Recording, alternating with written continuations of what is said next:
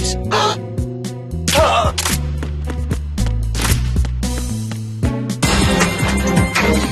You know what you're doing.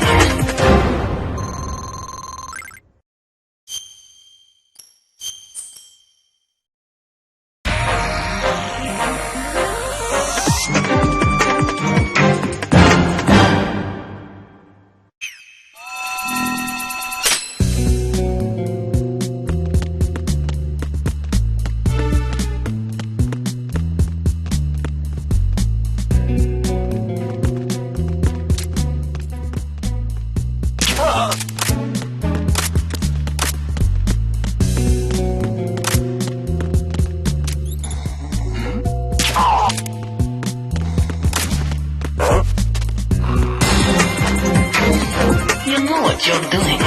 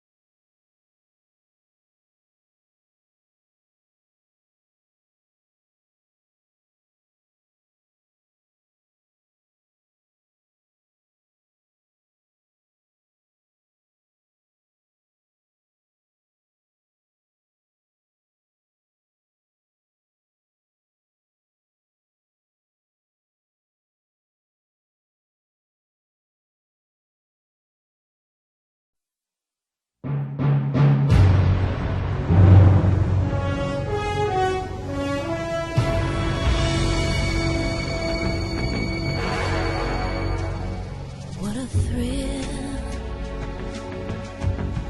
with darkness and silence through the night.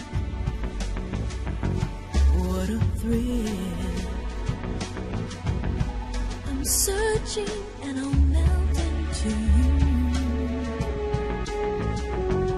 What a fear in my heart, but you're so supreme.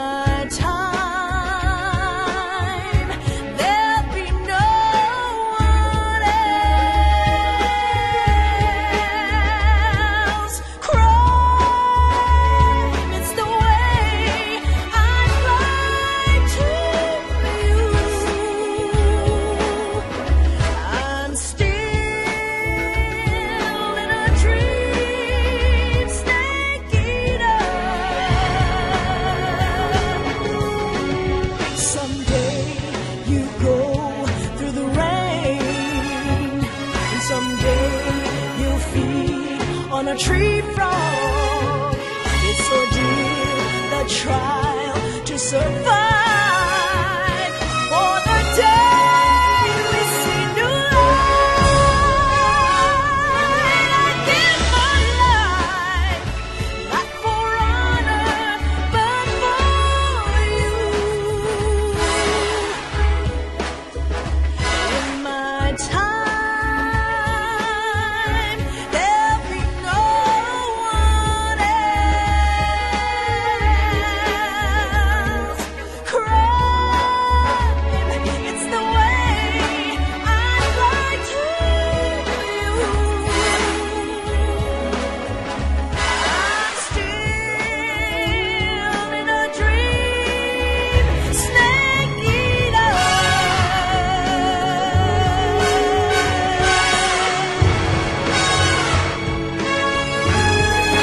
I'm still in a dream, snake eater.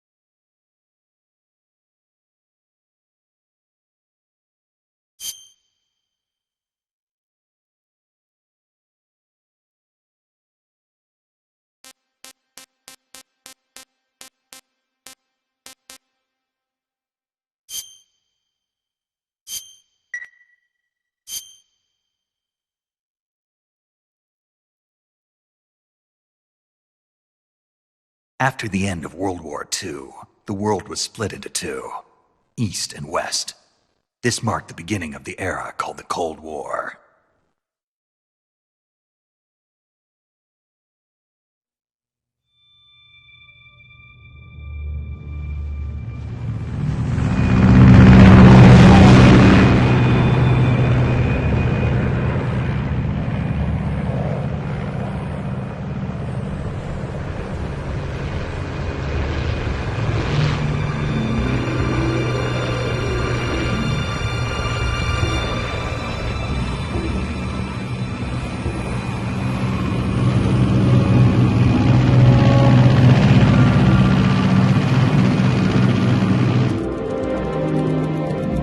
Flying over Pakistan, altitude 30,000 feet. Approaching Soviet airspace. 20 minutes to drop off. Commencing internal depressurization. Equipment check. Arm main parachute.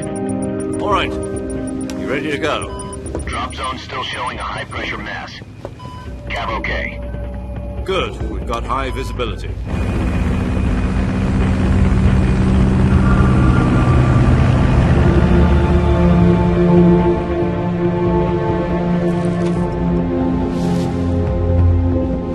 Put out that cigar. Connecting oxygen hose to interior connector.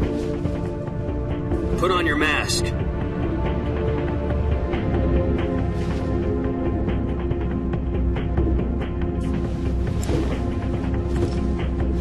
Does this panty waste know what he's doing?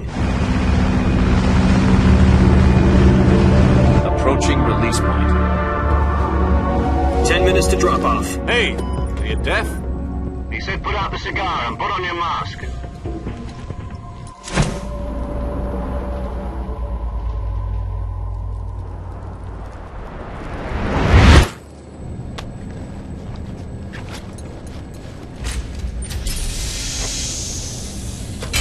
Depressurization complete. Checking oxygen supply. 6 minutes to drop off. Opening rear hatch.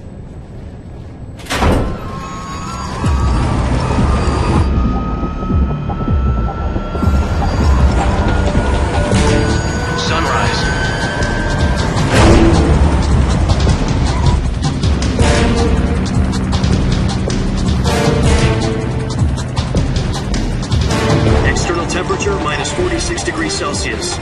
2 minutes to drop off. Jack, I've got some important news.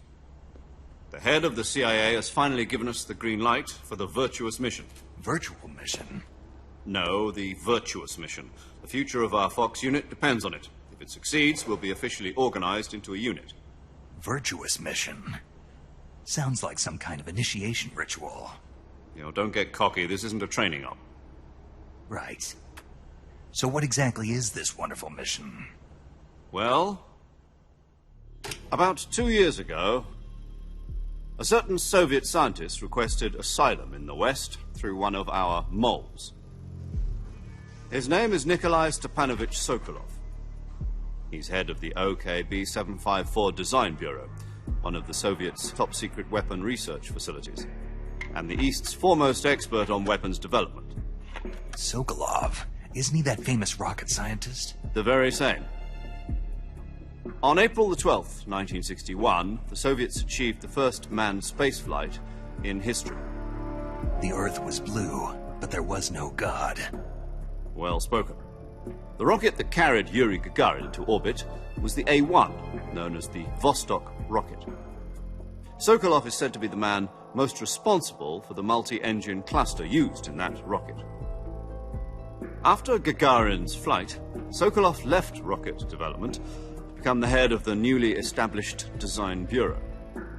From a lowly technician to head of a design bureau, that's quite a success story, so why do you want to defect? It seems he'd become afraid of his own creations. Afraid? Call it a crisis of conscience. And for that, he left his country and his family behind and went over the fence? Not exactly. One of his conditions was that his family was also to be taken safely to the West. We used a mole to get the family out first and succeeded in sneaking Sokolov over the Berlin Wall shortly afterwards. I was the one who conducted the operation. The security on the eastern side was still full of holes back then. Then what? We got Sokolov over in one piece, but the whole ordeal had left him exhausted, and we checked him into a hospital in West Berlin. It took him 2 weeks and more than 600 miles to get from the research facility in the Soviet Union to Berlin. He was in no condition to say anything coherent. And it was only a week later that we had something much bigger on our hands. The Cuban Missile Crisis. October the 16th, 1962, President Kennedy received word that the Soviets were in the process of deploying intermediate-range ballistic missiles in Cuba. The President demanded that the Soviets dismantle and remove the missiles. At the same time, he announced a naval blockade to prevent further missile shipments from reaching Cuba. But the Soviets didn't back down, instead placing their armed forces on secondary alert. Soviet transport ships carrying missiles continued on course towards Cuba. US and Soviet forces went on alert for an all-out nuclear war. Frantic negotiations were conducted through the UN's Emergency Security Council and unofficial channels to end the hair-trigger standoff. Finally, on October the 28th, the Soviet Union agreed to remove its missiles from Cuba. And so the world avoided a nuclear holocaust. But in order to get the Soviets to pull their missiles out, we had to make a deal. You mean the one where the US agreed to remove its IRBMs from Turkey? No. The Jupiter IRBMs deployed in Turkey were obsolete, and we were going to get rid of them anyway. They had no strategic value whatsoever to either the US or the Russians. The Turkey deal was a ruse, a cover story that was fed to the other intelligence agencies around the world. So what did the Russians really want? Sokolov. They wanted us to return Sokolov. You mean the Soviets pulled out of Cuba just to get their hands on Sokolov? That's right. What the hell was he working on? At the time, we had no idea. We were running out of time. It was either give up Sokolov or risk full-scale nuclear war. In the end, we had no choice. President Kennedy gave in to Khrushchev's demand. The next day, I got Sokolov out of the hospital, handing him over to agents on the eastern side. Sokolov kept on screaming, "Save me," until he disappeared from my sight. Then a month ago, we received some new information from one of our moles. About Sokolov? Yes. He was taken back to the research facility and forced to continue working on the weapon in question under KGB supervision. What's more, it's on the verge of completion. So what kind of weapon is it? Something to do with space rockets? No, missiles. Same technology. I guess you're right. We don't know the details, but it appears to be a new kind of nuclear device. For half a year now, the Soviets have been conducting frequent nuclear tests at Semipalatinsk. Something to do with the weapon, I assume. We're talking about a secret weapon so big that Khrushchev was ready to pull out of Cuba to get it back. Is Sokolov still in the facility? No, according to our intelligence, he's in Selino-Yarsk, a place in the mountains about 3 miles to the west that's known as the Virgin Cliffs. The Virgin Cliffs. Nice name for a virtuous mission. They moved him there just recently. Why? Apparently, they're conducting a field test of the weapon, but it's our best chance to get him back. This mission would never have been possible if he was still in the research facility. This is our last chance. Sokolov must have known that too when he contacted us.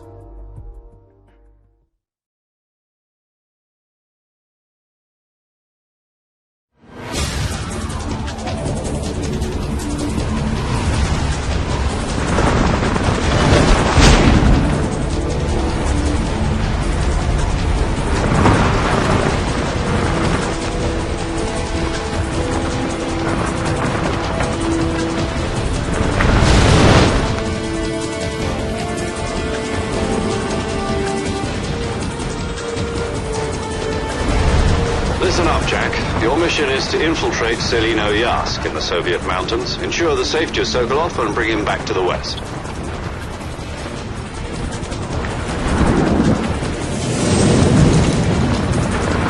If we don't get Sokolov back before that weapon is complete, we'll be facing a major crisis.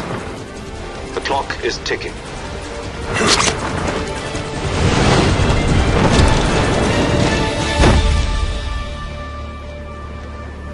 Once we've confirmed the rescue of Sokolov, stand by at the recovery point. A recovery balloon will be dropped at that point. Helium will be pumped into the balloon to inflate it. The process takes about 20 minutes. Once it's complete, the gunship's arm will latch onto the balloon and pull it up. The Fulton surface-to-air recovery system. I'm familiar with the theory. Take it easy. It's been combat-proven. Do you think Sokolov is up to it? The shock will be less than during a parachute jump, and the arm can handle up to 500 pounds. So you're planning on going over the border in a single combat talent? She's equipped with 2 6-barrel 20mm Vulcan cannons, as well as 2 40mm machine guns. Sounds like she could hold her own against a battalion of tanks. Even with the fuel in the reserve tank, we're facing a 4-hour time limit. If all goes well, it shouldn't take more than a few hours. Home in time for dinner. But if anything goes wrong, You'll be eating dinner, breakfast, and all the rest of your meals in the jungle.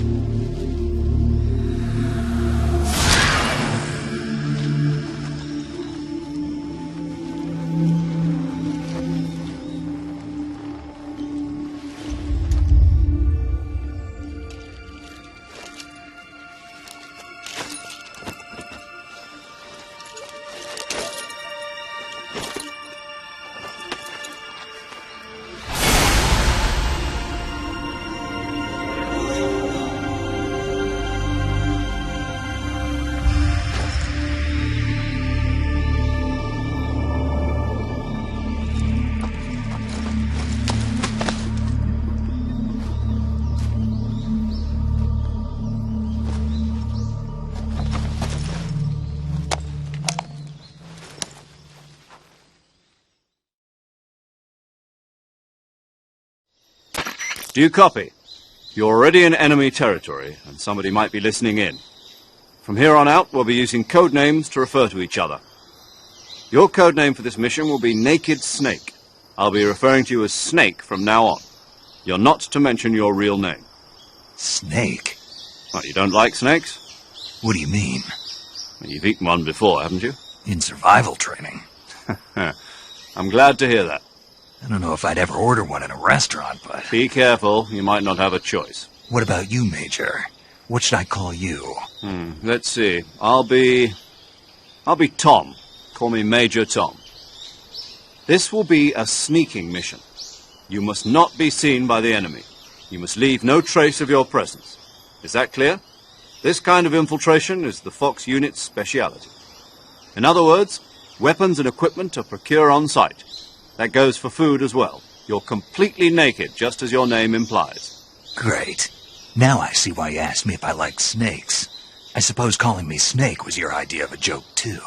No, there's a good reason for that. I'll tell you later when the time is right. Gotcha. Getting back to the subject, how exactly am I supposed to feed myself? You've been issued a knife and a tranquilizer gun. Use them to hunt for food. You'll also find some medical supplies in your backpack.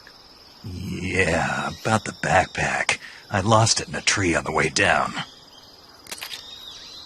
I see. Well, you'd better go back and get it then. You know where it is? No problem. I can see it from here. It's stuck on a branch. To climb a tree, stand in front of a tree that's covered in ivy and press the action button. I'll be monitoring your progress over the radio. We can't risk violating Soviet airspace, but I'll be in the gunship. My frequency is 140.85. I'll give you a call if I need to talk to you. If you need to talk to me, use the send function. Okay, Snake, go get your backpack.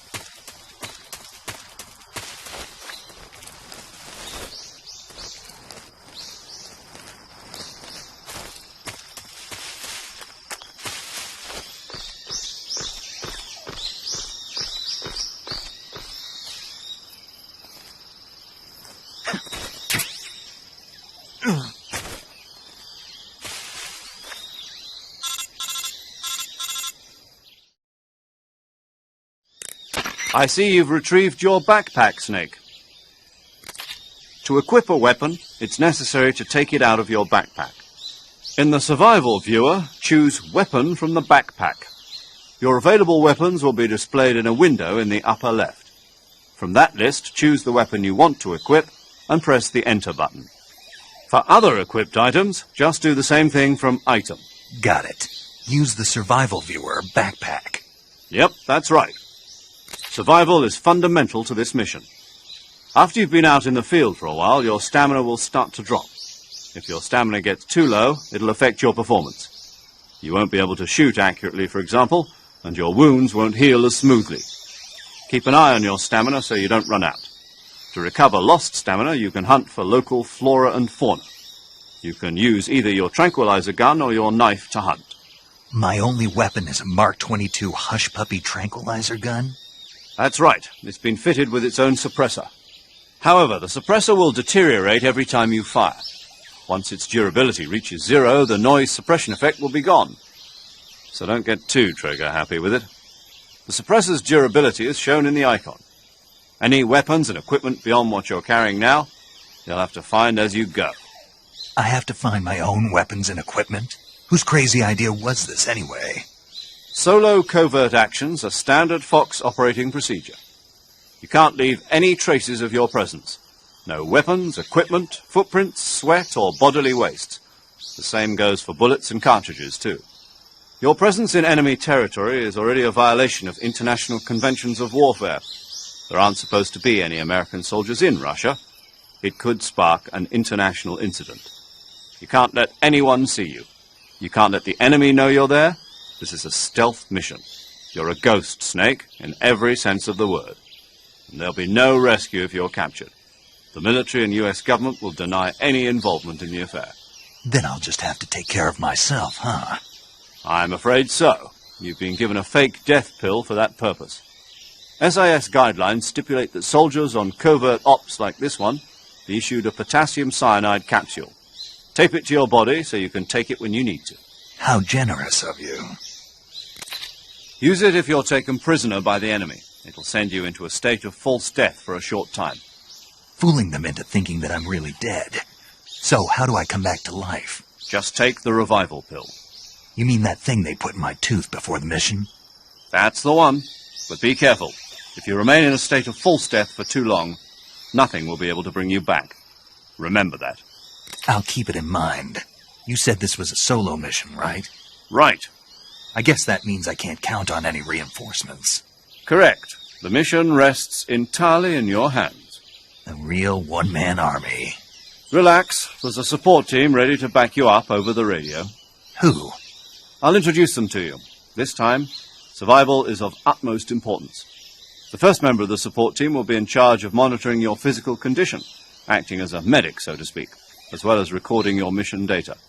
She's a member of Fox as well, and she's here on the gunship with me. She? Hello, Snake. I'm paramedic. Nice to meet you. Paramedic.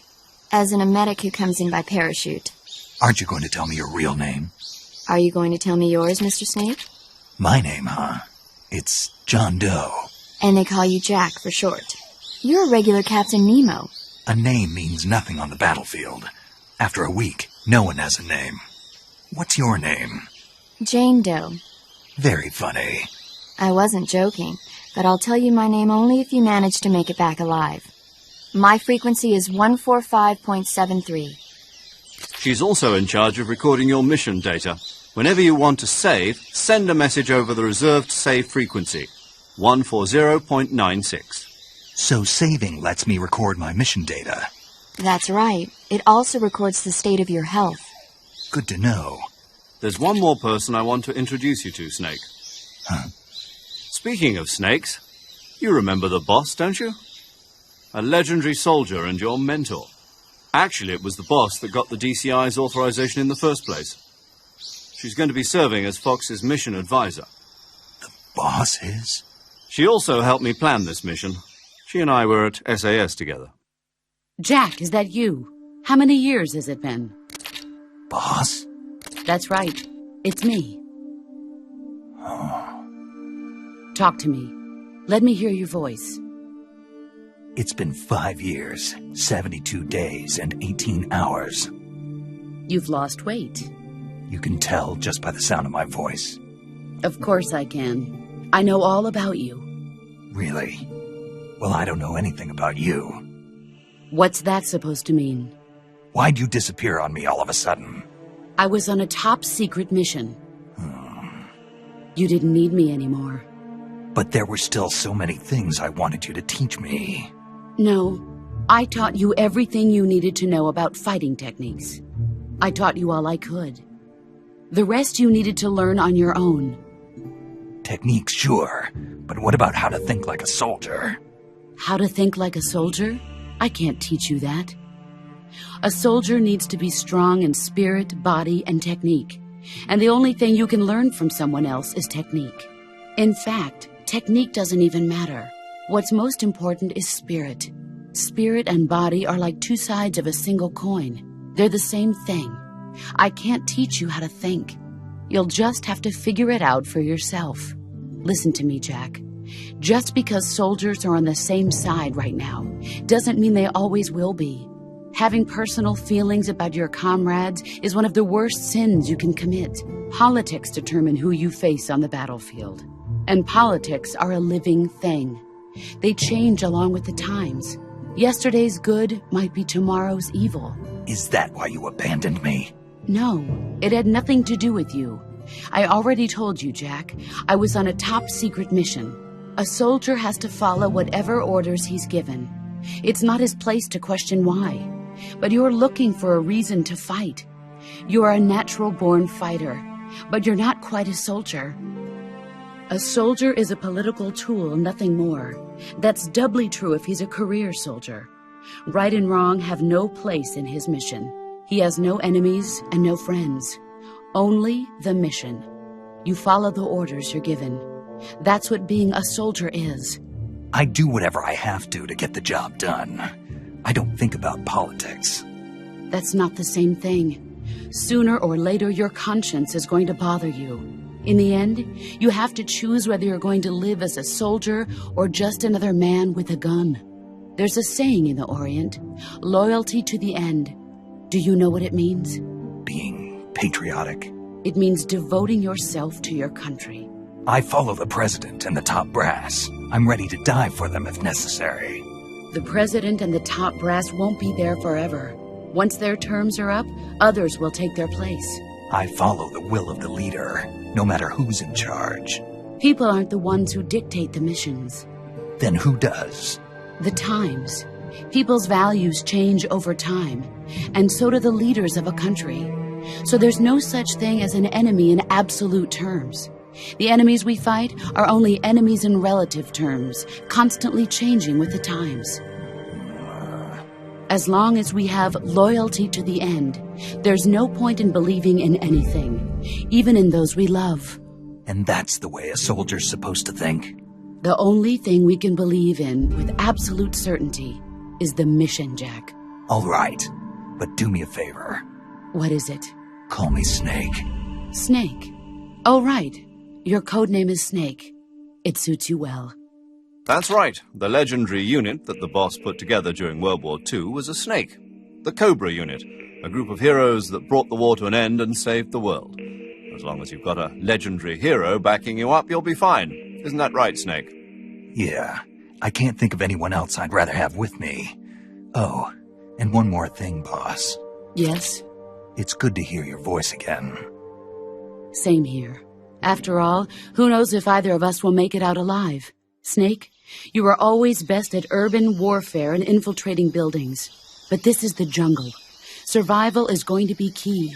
Those CQC techniques I taught you are sure to come in handy.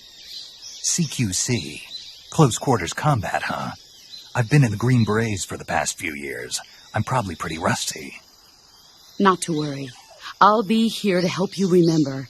After all, this is your first actual survival mission. I'll be supporting you over the radio. Where are you, boss? Next to the Major? The boss is communicating with us by radio from aboard a Permit-class submarine in the Arctic Ocean.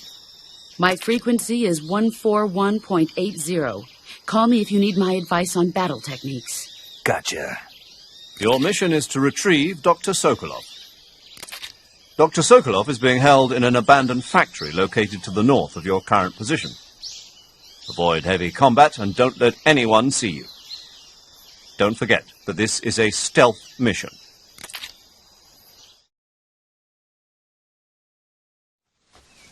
Snake, try to remember some of the basics of CQC.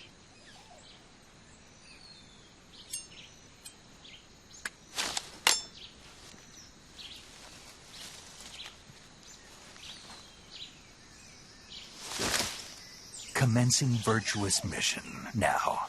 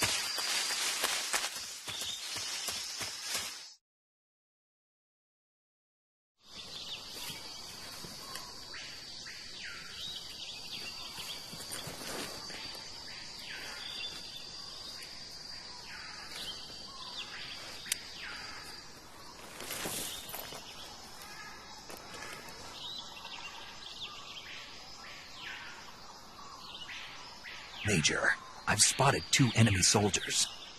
They're probably KGB troops sent to guard Sokolov. AK-47s and grenades.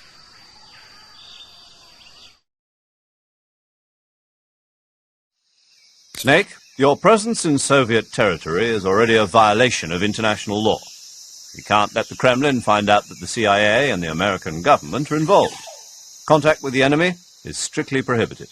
Don't engage them in battle either. This is a stealth mission. Got that? The Major is right. The point of this mission is to sneak through the jungle without being seen. The success of the mission depends on how well you use your camouflage. Change your camouflage by selecting Camouflage from the Survival Viewer. The Uniform option lets you pick your uniform, while the Face option lets you change your face paint. Choosing camouflage that blends in with your surroundings will help you conceal yourself more effectively. Also, don't forget that anything that moves will stand out in the jungle. If you just stand up and run around like an idiot, you're bound to be spotted. But if you crawl instead, you should be able to sneak by without being noticed. You can see how effective your camouflage is by looking at the Camo Index. The Camo Index shows how well your current camouflage blends in with the surrounding area. The higher the value, the harder you are to spot, and vice versa. The key is to make yourself one with nature. Keep that in mind as you go along, okay?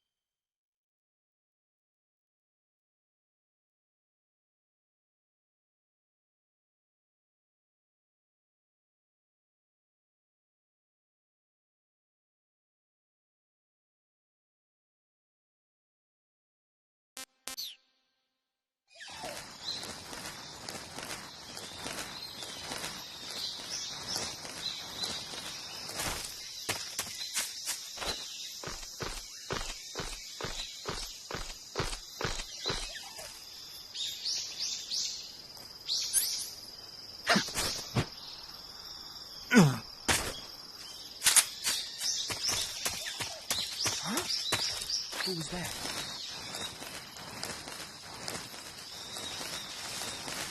Who's that? Radio! Call HQ!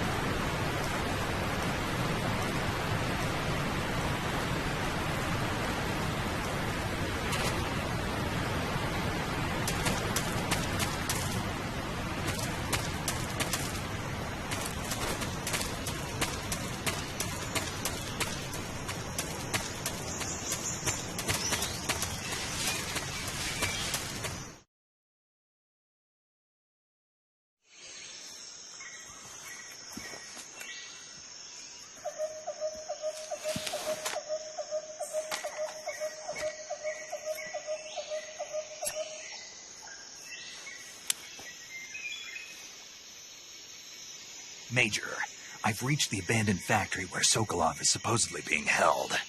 This place is a dump.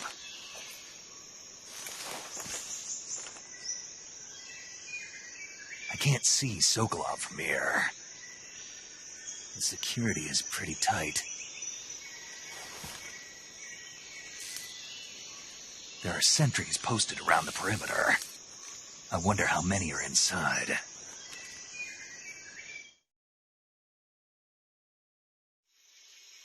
Your objective, Sokolov, is inside the factory. They should be holding him in a room in the northeast section. Northeast section.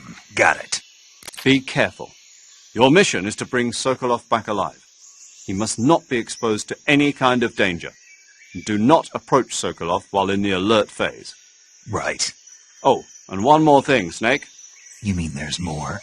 No, it's just that when you get to Sokolov, I want you to tell him something from me. And that is? Sorry for being so late. Is that all? Yes. Understood. Beginning my approach to the target.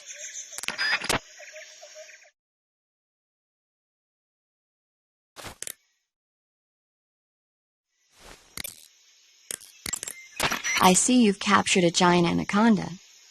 The giant anaconda is believed to be the largest snake in the world in terms of weight and diameter. It's not poisonous, but its large size makes it extremely powerful.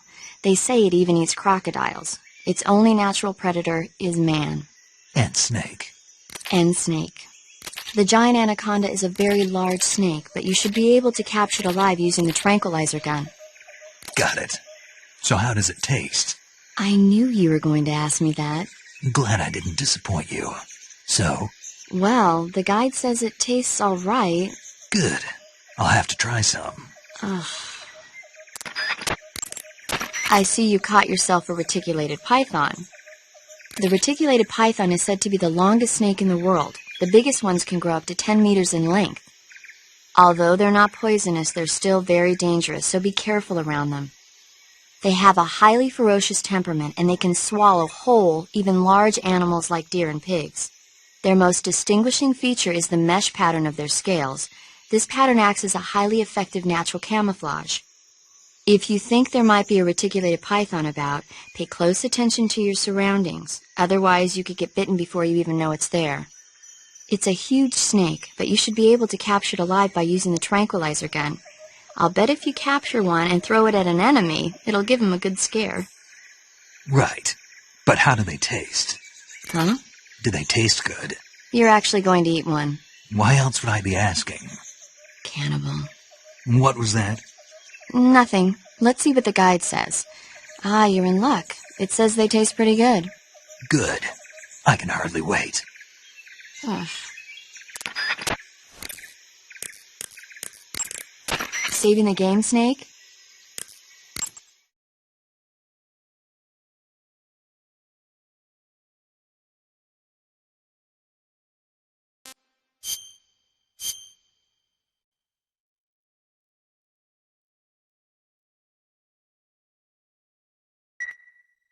Hey, Snake, you ever heard of Godzilla, King of Monsters? No. What is it? It's a movie. You haven't seen it? Nope. It's about this monster called Godzilla, who grows to an enormous size in a nuclear test and goes on a rampage in Tokyo. Nuclear test, huh? Then the Marshall Islands must be crawling with giant monsters right about now. It's just make-believe. Maybe that's why my pants have been so tight lately. Snake, it's a movie, not a report out of Los Alamos. I know. So then what happened? Godzilla is immune to all weapons, and humanity has no way to stop the monster. Dr. Shirazawa develops a new type of weapon, but meanwhile, Godzilla is getting closer and closer to Tokyo, obliterating everything in its path. It was originally a Japanese movie, but they made an American version, too. I recommend seeing the original Japanese one if you ever get the chance. It's mostly mindless fun, but it's also got a serious anti-nuke message as well. Where can I see the original? You'll just have to go to Japan. Really? That's too bad. Well, if you wait 40 years, you might be able to see it in America, too. Why's that? 2004 will be Godzilla's 50th birthday. You think they're still going to be making Godzilla movies then? Of course! Everybody loves Godzilla. You sure know a lot about movies. I don't suppose you're the movie-watching type, are you? Not really. Okay, then I'll tell you everything I know. When the going gets tough, movies can save your life. It's always good to be able to look at things from a different perspective when you get in a jam. That's the magic of movies. No kidding. Well, I guess it might at least make a nice distraction. That's the spirit, Snake. Have a little fun.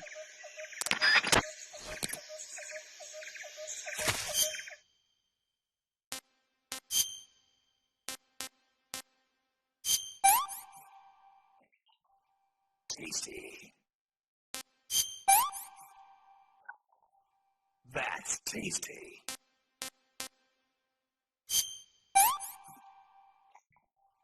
I want some more.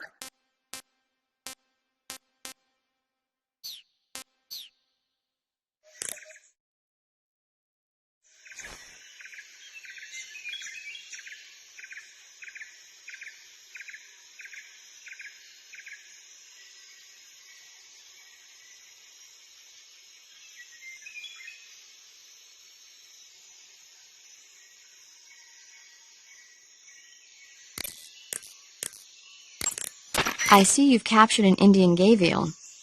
The Indian gavial is a crocodile that originally lived in freshwater regions in India and Nepal. Why are Indian crocodiles way out here? They're captive crocodiles that were brought here for research purposes but escaped and became wild again. Indian gavials are large creatures. Adult males grow to over 6 meters in length. You'll never catch one alive, even if you use the tranquilizer gun. Got it. So, how do they... Taste? Yes, I did look into that. You know what they always say. Tastes like chicken. Sounds delicious. But be careful when capturing an Indian gavial.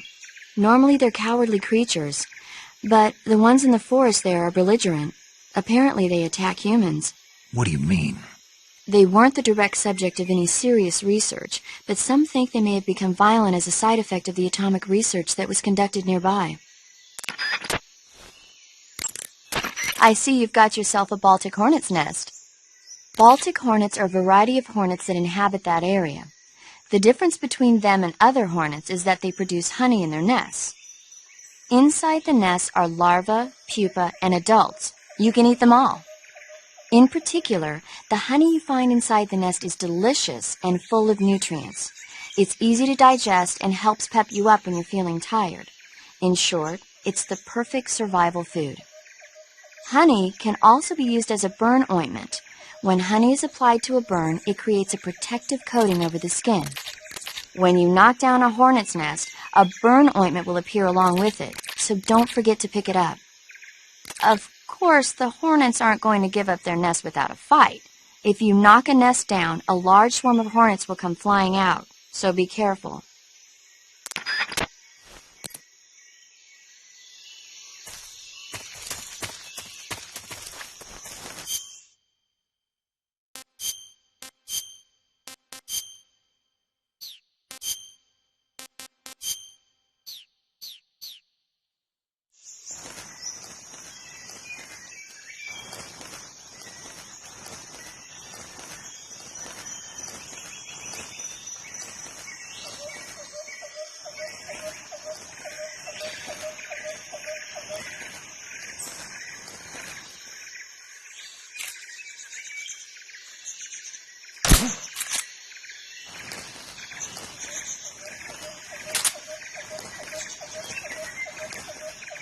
Just my imagination.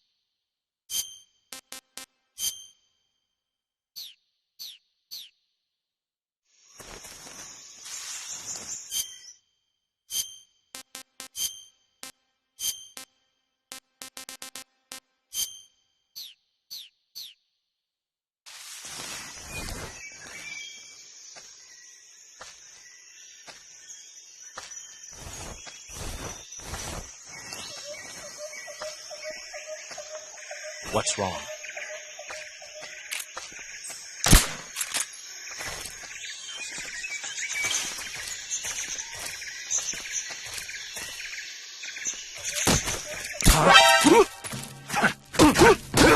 Radio, where's our backup?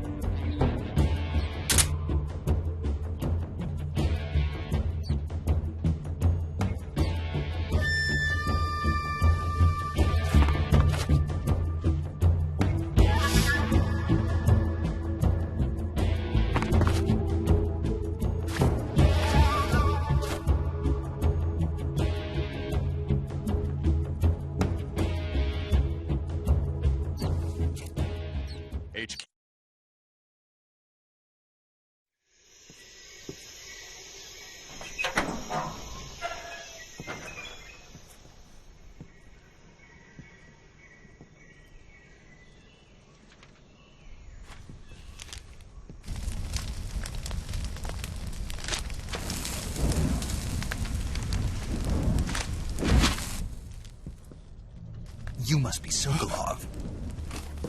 Are you one of Volgin's men? You'll never get it from me. No. I'm a CIA agent. I've come to escort you back to the other side of the Iron Curtain. You're CIA? Yeah. I was sent by Major Zero, the man who got you out 2 years ago. Zero? I have a message from him. What is it? He said to tell you sorry for being so late. Did he now? What does it mean? It means he's a man of his word. But we've got no time for this. You have to get me out of here before they arrive. Who's they? Colonel Volgin of GRU. You in the West know him as Thunderbolt. Thunderbolt? Never heard of him. He's a member of the Army's extremist faction, a man who seeks to seize control of the motherland. Ever since the Cuban Missile Crisis 2 years ago, Khrushchev has been pursuing a policy of peaceful coexistence with the West. Despite resistance and criticism from hawks in the army and the provincial authorities, Khrushchev has managed to suppress the opposition so far. But the failure of his agricultural policies has put him in a precarious position. And on top of that, the tragedy last November. President Kennedy's assassination. Precisely. In a sense, Khrushchev has lost his biggest partner, and his power base is rapidly crumbling away. A certain group is plotting to use this opportunity to seize power by rallying the anti-government forces, overthrowing Khrushchev, and installing Brezhnev and Kosygin in his place. The mastermind behind this plot is Colonel Volgin of the GRU. He has control over another secret weapons research facility much like this one, OKB-812, known as the Granin Design Bureau, and is using it to further his plans. But that is not enough to satisfy him. Now he's plotting to seize the secret weapon I have been developing here and use it as leverage in his bid for power.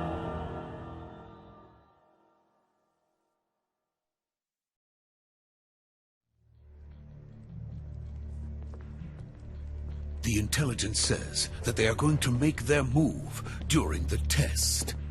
Then, the soldiers outside. Exactly. They wouldn't need that many men just to keep me inside. Their orders were to prevent Colonel Volgin from capturing me. Even if it meant killing me in the process, or so it would seem.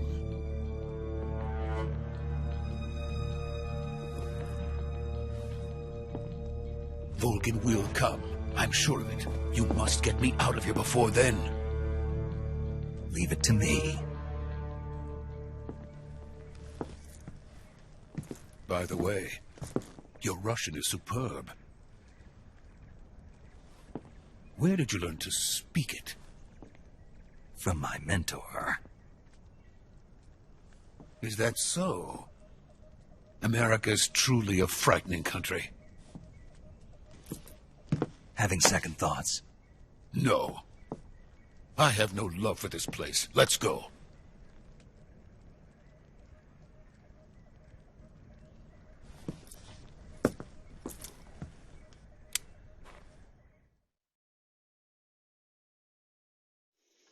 Major, this is Snake.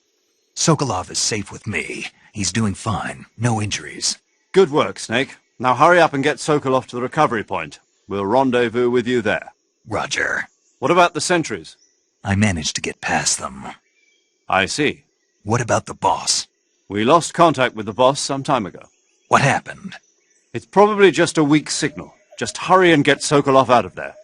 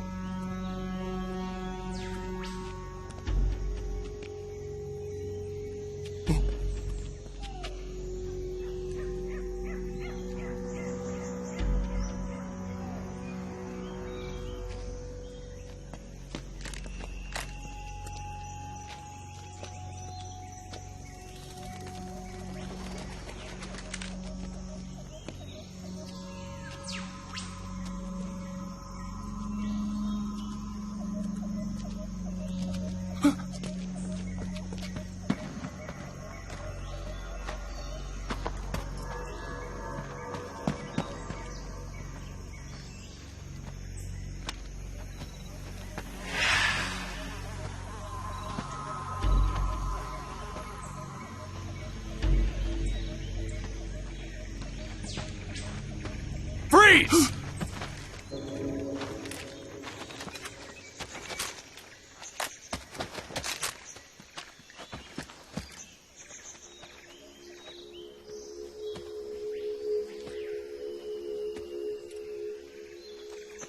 So this is the legendary boss.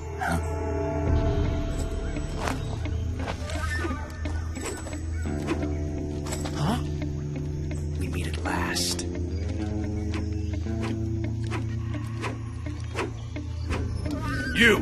You're from the Ocelot unit of Spetsnaz. Huh. What's a GRU soldier doing here? Soldier?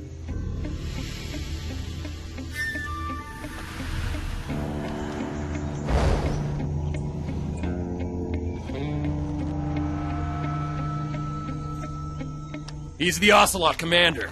Ha! That's Major Ocelot to you. And don't you forget it.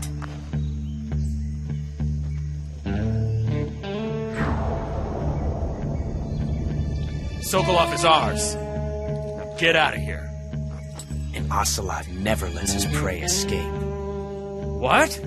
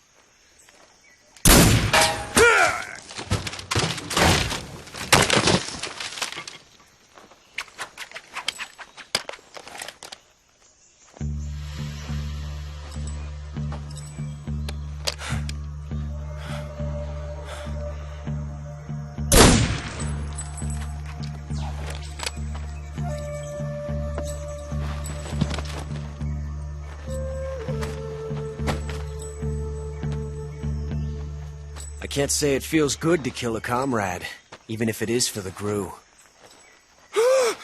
Sokolov, take cover.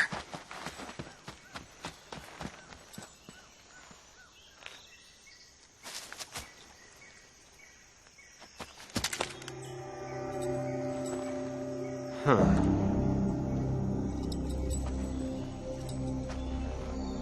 You're not the boss, are you?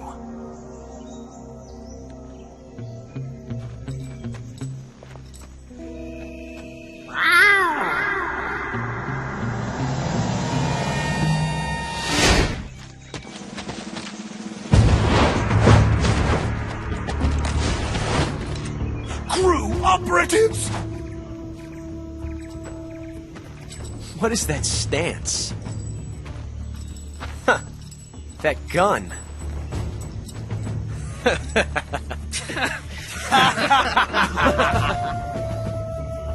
If you're not the boss, then die.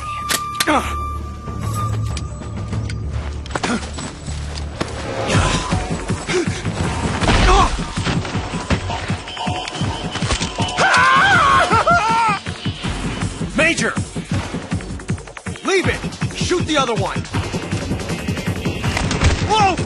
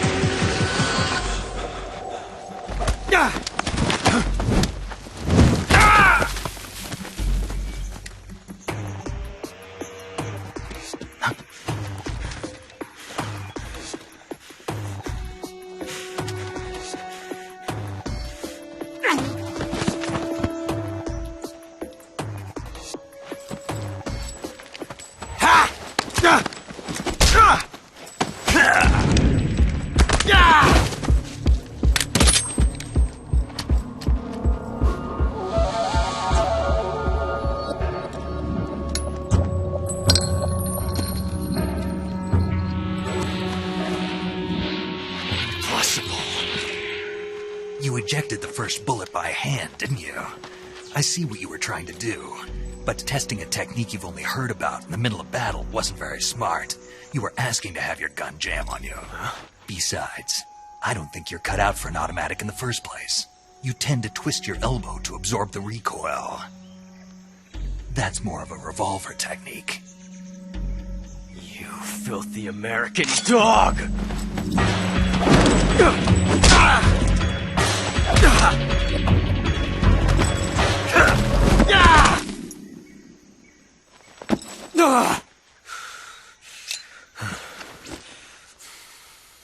But that was some fancy shooting. You're pretty good. Pretty good.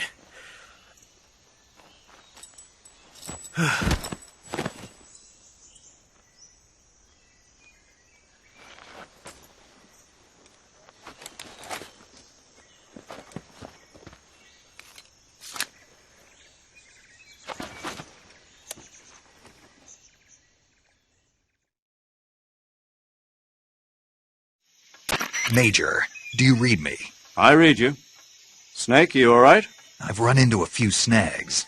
These guys were after Sokolov, too. Apparently they were taking orders from a GRU colonel named Volgin. A GRU colonel? Part of an internal Soviet power struggle, according to Sokolov. Something between the KGB and GRU. Between Khrushchev's supporters and Volgin's. Sokolov was being guarded by the KGB and hunted by GRU? Snake, it sounds like this could be even hotter than Cuba. I don't like it. Something about the whole thing stinks. I agree. You'd better hurry. Sokolov ran off by himself, but I'll catch up to him. We're counting on you.